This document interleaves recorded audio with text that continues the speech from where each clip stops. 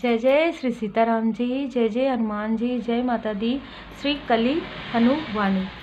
जैसे कि मैंने आपको बताया था कि सैटरडे अब ये आएगा जो अपना अध्याय है, क्योंकि इसमें 12 अध्याय हैं और अभी कंप्लीट हो जाएंगे 8 अध्याय।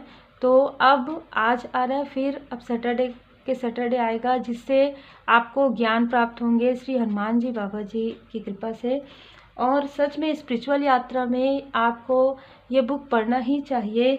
अगर जिनके पास नहीं है वो बिल्कुल आप सुन सकते हैं कभी भी, प्लेलिस्ट में जाकर पूरा आपके लिए प्लेलिस्ट हमेशा रहेगा।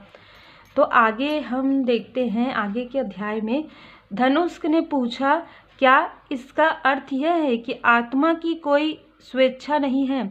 देव, काल आकाश के रंगमंच पर जो घटित हो रहा है वह पहले ही घटित हो चुका है।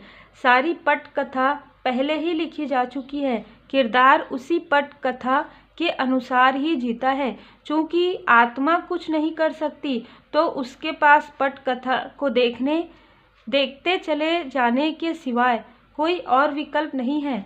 आत्मा एक किरदार के साथ जुड़ गई तो समझो लंबी फंस गई। चाहे वह किरदार सुख अनुभव करे या दुख, आत्मा को बस वही अनुभव करते चले जाना है। क्या मेरा निष्कर्ष सही है देव? श्री हनुमान जी बोले, ब्रह्मांड में अनगिनत किरदार हैं। आप एक ही किरदार से क्यों जुड़े रहना चाहते हैं? आप अर्थात आपकी आत्मा एक किरदार से अलग होकर किसी दूसरे किरदार से जुड़ने के लिए स्वतंत्र है। यदि आप एक ही किरदार से जुड़े रहना चाहते हैं तो वह भी आपकी स्वेच्छा से होना चाहिए, बाध्यता से नहीं। जब आप किसी किरदार को छोड़ना चाहें वह भी आपकी स्वेच्छा से होना चाहिए, बाध्यता से नहीं। परंतु कैसे देव, कैसे? धनुष्क ने पूछा। श्री हनुमान जी ने कहा, आपकी आत्मा जानती है कैसे किरदार से जुड़ता है और कैसे अलग होना है। आपकी आत्मा परम भाषा जानती है। आपकी आत्मा जानती है कि लिंग कुंजी कैसे काम करती है। परंतु इस समय आपकी आत्मा सुप्त है। जैसे ही आपकी आत्मा जाग जाएगी इस स्वेच्छा का प्रयोग करने लगेगी। सुप्त आत्मा एक ही किरदार के साथ चलती चली जाती है। इस किरदार की पटकथा पहले से ही लिखी जा चुकी है, परंतु आत्मा एक पटकथा से दूसरी पटकथा में और एक किरदार से दूसरे किरदार में प्रवेश करते हुए अपनी यात्रा स्वयं निर्धारित करती है। आप एक आत्मा हैं, आप जागिए, किरदार की अनुकृति मत कीजिए। यदि आप वर्तमान दृश्य से किरदार को आपका अगला दृश्य निर्धारित करने देंगे तो आप दुख भरे दृश्यों में फंस जाएंगे। चलिए मैं आपको दिखाता हूँ कि किरदार सुप्त आत्मा को कैसे फंसाता चला जाता है। जय जय श्री सीताराम जी, जय जय हनुमान जी, जय माता दी। आगे अध्याय 9 है जो है अपूर्ण, जिसे हम नेक्स्ट एपिसोड में देखेंगे।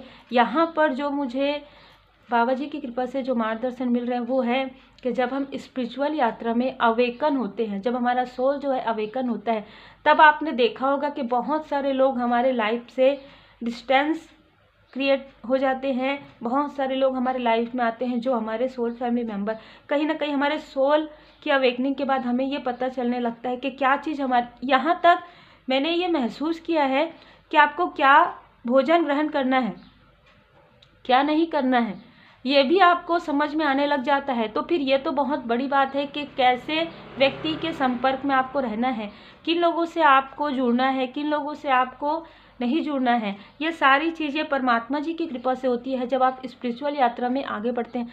सच में श्री हनुमान जी बाबा जी की असीम कृपा है, हमारे बाबा जी की असीम कृपा है कि हम स्पिरिचुअल यात्रा में, ये जो किताब है मैं सच में कहूँगी ये एक पवित्र ग्रंथ जिसमें हमें हर एक स्पिरिचुअल यात्रा में, हर एक पड़ाव में हम जिस जिस चीज़ों के बारे में हमारे मन में प्रश्न उठते हैं वो हर एक प्रश्न के उत्तर प्राप्त होते हैं। मैं आप लोगों को ज़रूर बताना चाहूँगी कि मैंने अपने स्पिरिचुअल यात्रा में ये जो 2 बुक हैं मुझे मेरे पास इस तरीके से आए हैं। एक और है जो मैं आगे आपको बताऊँगी, जिसको मैं जैसे ही मुझे इंट्यूशंस आते हैं उसमें मुझे मेरे प्रश्नों के उत्तर मिल जाते हैं। और ये आप सबको पता है, श्री हनुमान जी बाबा जी की असीम कृपा है, श्री कली हनुवाणी।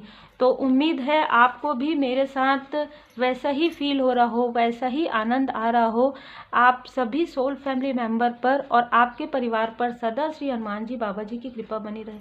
जय जय श्री सीताराम जी, जय जय हनुमान जी, जय माता दी, श्री कली हनुवाणी पावन ग्रंथ की जय।